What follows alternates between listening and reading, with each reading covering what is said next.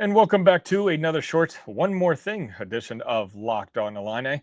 A lot of us Fighting Illini fans wish we can kind of forget about last Saturday, but unfortunately, the opposing head coach is not necessarily letting us. Curt Cignetti had a lot to say in his post-game press conference, and then he continued to take some shots at Illinois and Bret Bielema on Monday when they were previewing their game for Iowa on Saturday. He talked about how this would be a very tough matchup, much tougher than last week for sure. Now, you're an Illini content creator all over social media. That got eyeballs from everybody. Obviously, it's taking a shot at Bret. It's taking a shot at the University of Illinois. But you know what? When you win 63-10, you're allowed to take those shots. That seems to be his MO since he got to the Big Ten Conference. And I'm sure it's been something he's been doing at James Madison before he got to Indiana as well.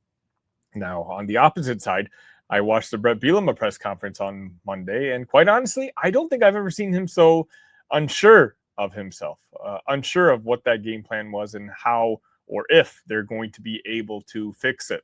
So what I wanted to do was to replay a second segment from Monday's episode. Some of you I know don't have a chance to watch all the segments, but essentially it's me just bringing back the conversation of, us seeing Curt Cignetti up close and wondering if Bret Bielema has it within him to get Illinois to that same level as Indiana does. And again, I have nothing but respect for Bret and the job that he's done. I think it's one of the most incredible jobs in all of college football. But certainly Curt Cignetti and what he's done in Bloomington is being noticed by everybody. I hope you guys enjoyed the segment. Today, the day after, at least that's when I'm recording this, I just wanted to think a little bit about what this means for the football program moving forward. And you really see the questioning right now that's going on with Bret Bielema and some of the coaching staff decisions that he's made over in the past. For me, this was the first time I got to see Curt Cignetti up close. Of course, being someone that you're competing with in the Big Ten Conference, I know of him and I do watch Indiana games, but covering the Illini now and covering him this for the past week, watching his press conferences, see what he says, how he acts, and really getting to know him through other University of Indiana Hoosiers content creators, I see now that what kind of perfectionist he is. It's not a surprise to me that he is so incredibly successful at what he does. I think he's legitimately a top 5 coach in the entire country. I love our head coach as well, Bret Bielema. And I understand that there's questions about some of the decisions he's making. And that's why I really mean it when I say that we should all pay close attention to what Bret ultimately decides to do this week. Look, I know he has a press conference on Monday. You're not going to hear much on Monday. Everything he told you at the post-game press conference where he's going to say something along the lines of, we might make some schematic changes or whatnot. I know there's some people, in particular in the Discord, again, link should be in the description. By the way, the Discord was popping during game day, and if you're not in Champaign or if you're not in the stadium, there's no other place you want to be. It's just Illini fans really going crazy, talking about the game as it's happening. So make sure you join us. Anyways, there's a lot of people who are upset that Bret Bielema isn't exactly always truthful with me and you and the press and the media when it comes to these press conferences. But to me, it's not surprising. His last stop before he took over this job with the University of Illinois was learning under Bill Belichick. Actually, technically, I think he also moved on to the New York Giants after that. But regardless, he learned under Bill Belichick for a substantial amount of time after he was let go at the University of Arkansas. And this is right in Bill's playbook. Bill understands that it's his job ultimately to win football games. He doesn't have to win over fans or media. Will it help? Sure. And you'll see. And we've seen it with Bill Belichick. The minute he started struggling, the media did kind of go after him. But the media and the fans aren't going to say anything if Bret Bielema is winning 9, 10, 11 games a season for Illinois football. So he's not going to be honest with you on Monday. He's just going to say maybe they're looking into a couple changes, this or that. He might be honest with some injuries. Like if Xavier Scott really is going to be out for the year, we might hear on Monday, and that's what it looks like it's tracking towards, But the other guys, Caleb Patterson, Matthew Bailey, we're not going to hear about anything because he doesn't want to give opposing coaches that information. And why should he? Is it annoying for you and I? Sure.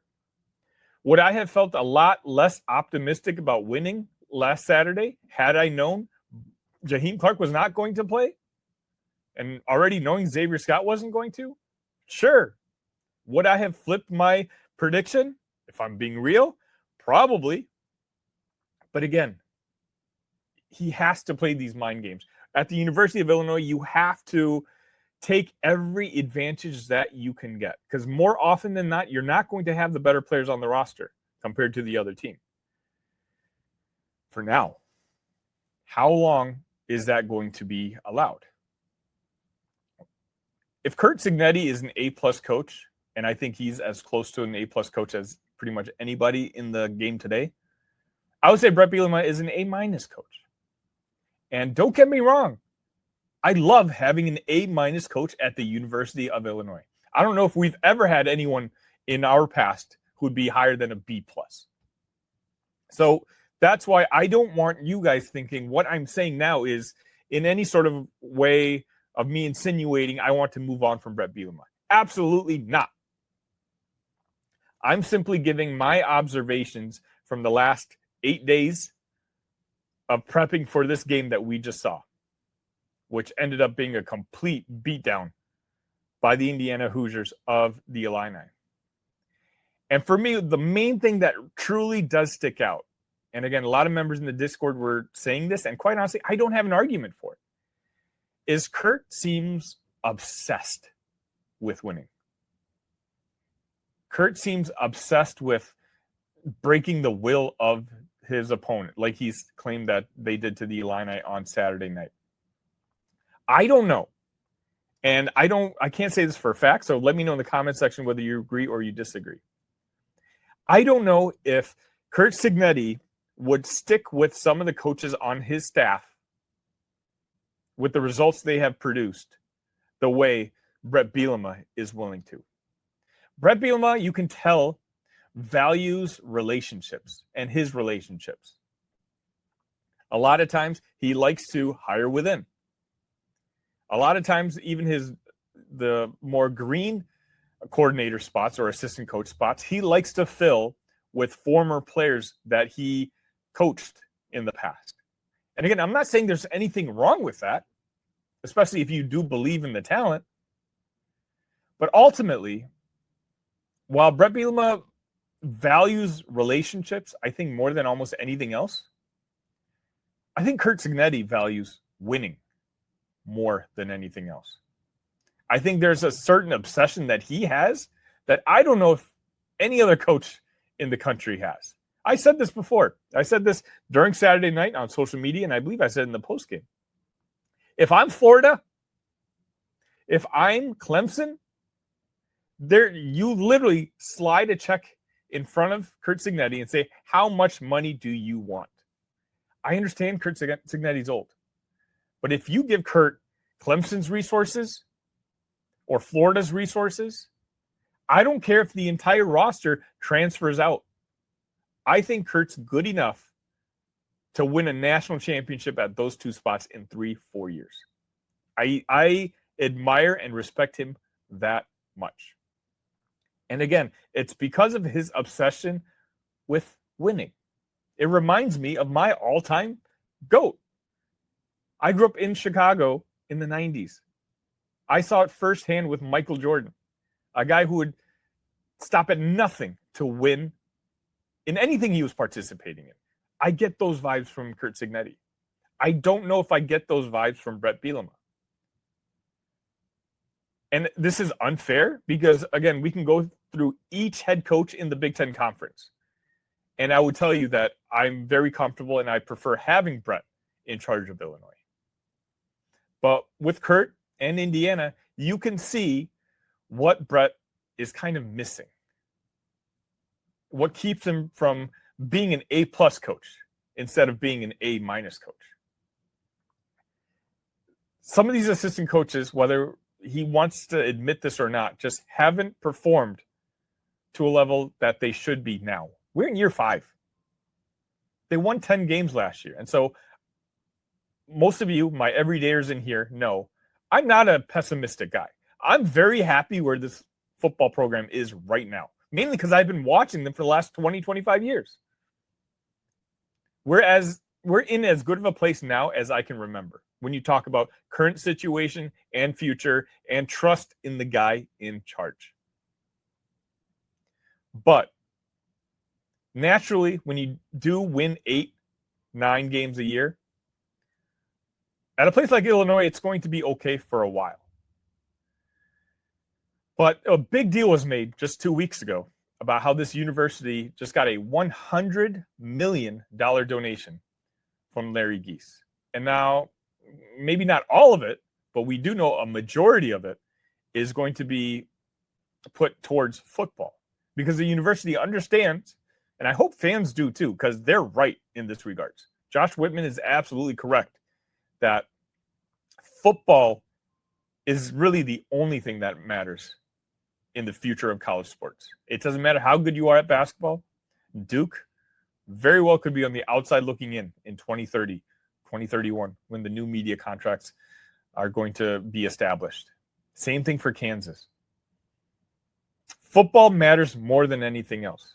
And so when you make a 9-figure commitment to football, you know you have the right man in charge. But is that right man able to make adjustments when he needs to, maybe out of his comfort zone? If Illinois ends up winning 8 games this year, I think some of the fan base is going to be disappointed. I'll be lukewarm. I believe the FanDuel over-under was 8.5. So it's not like it's a completely disappointing season. They only finished with 7. Absolutely. I think a lot of people should be upset.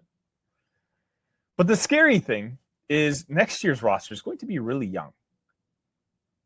And you're talking about a potential rebuild. Now, it's not rebuilding like it used to be with the transfer portal. We're going to have there's a good chance our starting quarterback next year isn't on the roster yet. And that goes for a lot of our skill positions. But it's more so the accountability that Bret's going to have from these assistant coaches, which obviously he has long-term relationships with. If Illinois wants to be a top-tier program, they need to have top-tier resources. And you know what? Now we do. So if you want to be a top-tier program and you have top-tier resources, it's time to hold people accountable. It's time to make sure you have top-tier people inside that building.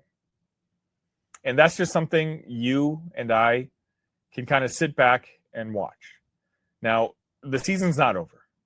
And we have a lot of the season left, and they could absolutely turn things around. And there's still scenarios out there where Illinois can win 10 games.